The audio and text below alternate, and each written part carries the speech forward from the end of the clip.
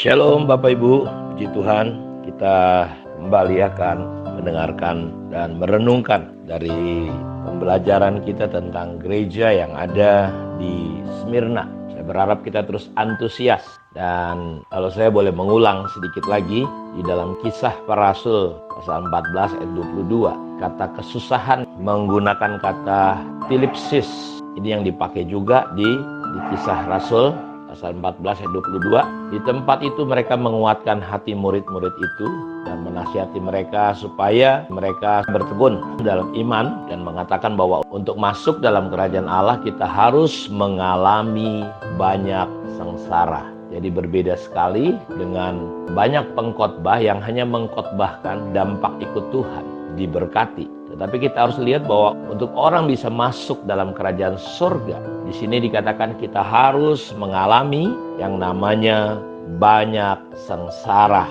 Karena itu tidak mudah untuk kita bertahan setia dalam kesengsaraan dan penderitaan, kesulitan yang kita alami.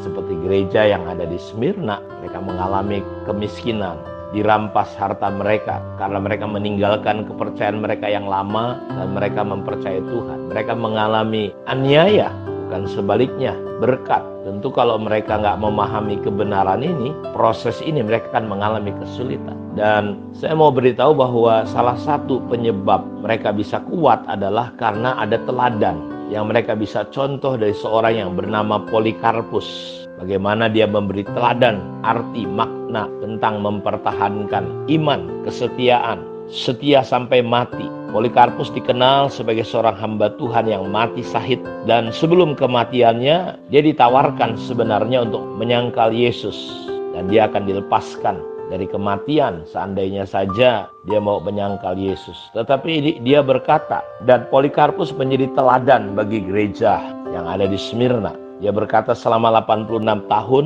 aku mengabdi kepada Kristus dan dia tidak pernah menyakiti aku. Bagaimana aku dapat mencaci Kristus yang telah menyelamatkan aku? Polikarpus setia sampai mati. Berbeda dengan orang-orang sekarang, saudara, karena uang dia jadi mualaf misalnya, macam-macam. Dia memberikan argumen-argumen yang kadang-kala saya cukup sedih ya Bapak Ibu, karena A, B, C, D, karena ini dan itu, yang sifatnya kedagingan. Dan Polikarpus ditawarin, tapi dia menolak. Dia tahu apa arti setia sampai mati. Dan saya berdoa seperti yang saya katakan juga kemarin, bahwa hari-hari ini kesetiaan itu butuh keteladanan. Saya sudah 37 tahun menyerahkan diri kepada Tuhan. Kita berbuat yang baik, kita layani orang, tetapi terkadang harapan-harapan kita mungkin tidak seperti yang kita pikirkan dan harapkan. Kalau kita tidak memahami prinsip arti setia, tentu kita akan kecewa dan bisa meninggalkan apa yang sudah kita perbuat yang terbaik. Tapi Polikarpus menjadi teladan, dan saya berdoa supaya saudara yang mendengarkan saat teduh hari ini adalah orang-orang yang bisa memberi teladan pada akhirnya. Karena itu ada 3 hal yang kita perlu ingat untuk membawa kita bisa menghidupi arti daripada setia sampai akhir atau setia sampai mati. Yang pertama adalah teladan Tuhan Yesus. Seorang hamba tidak akan pernah lebih dari tuannya. Kalau tuannya jadi aniaya, disiksa, ya, dilecehkan, direndahkan, kamu akan mengalami yang sama, kata Yesus. Jadi kita harus ingat bahwa Tuhan Yesus juga mengalami yang namanya aniaya, penderitaan. Ini penting. Dalam 1 Petrus 4 ayat 1, dan kita akan lompat ayat 12 dan 16-nya berkata begini. Jadi karena Kristus telah menderita penderitaan badani, kamu pun harus juga mempersenjatai dirimu dengan pikiran yang demikian. Karena barang siapa telah menderita penderitaan badani, ia telah berhenti berbuat dosa. Jadi kita perlu mempersenjatai pikiran kita bahwa Yesus juga menderita kok.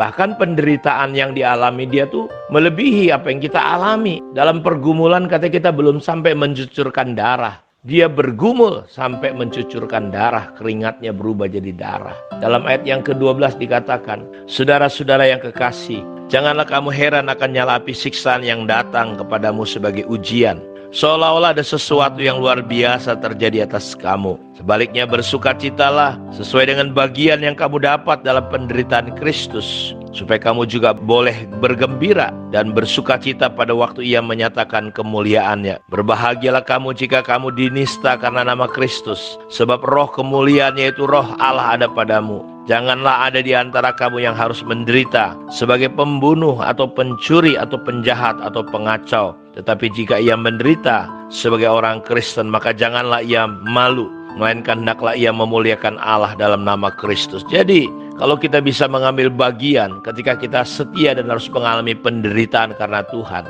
kita harus bahagia karena roh kemuliaan, roh Allah ada pada kita. Jangan kita menderita karena kita jadi seorang penjahat, masuk penjara karena korupsi, masuk penjara saudaraku karena tindakan-tindakan jahat. Tidak, tetapi kita kalau di penjara karena Kristus, karena firman Allah, tidak ada masalah. Yang kedua, supaya kita bisa kuat di dalam kesetiaan, kita tetap teguh. Karena yang berikutnya, kesetiaan membuat kita bisa menerima kepercayaan dan tanggung jawab serta berkat yang lebih besar. Dalam Matius 25 ayat 21, maka kata Tuhannya itu kepadanya, baik sekali perbuatan itu, hai hambaku yang baik dan setia. Engkau telah setia dalam perkara kecil, aku akan memberikan kepadamu tanggung jawab dalam perkara yang besar. Masuklah dan turutlah dalam kebahagiaan Tuhanmu. Jadi kita perlu setia, tidak melepaskan iman kepercayaan kita. Kita harus terus melakukan apa yang kita lakukan. Karena itu mari kita setia di tengah-tengah situasi pandemi ini. Kita jangan mundur. Mari teguhkan hati saudara. Kita tetap beribadah, tetap cari Tuhan. Jangan mengambil kesempatan mengumbar kedagingan kita. Karena kesetiaan akan membuat Tuhan mempercayakan kita kepercayaan, tanggung jawab dan berkat yang besar. Yang terakhir, yang ketiga, kesetiaan membuat kita menerima kehidupan, mahkota, hadiah. Wahyu 2 ayat 10-nya dikatakan, jangan takut terhadap apa yang kau derita. Sesungguhnya iblis akan melemparkan beberapa orang dari antaramu ke dalam penjara supaya kamu dicobai dan kamu akan beroleh kesusahan selama 10 hari. Hendaklah engkau setia sampai mati. Aku akan mengaruniakan kepadamu mahkota kehidupan. Kita akan tetap belajar setia karena di balik kesetiaan itu adalah teladan Yesus. Yang kedua, kita akan menerima berkat tanggung jawab yang lebih besar dari Tuhan. Dan yang ketiga, ada mahkota kehidupan yang Tuhan sudah siapkan bagi kita semua. Karena itu tetaplah setia sampai maut memisahkan kita, sampai nyawa kita meninggalkan tubuh kita. Kita tetap mempercayai Yesus. Tuhan memberkati kita semua. Shalom.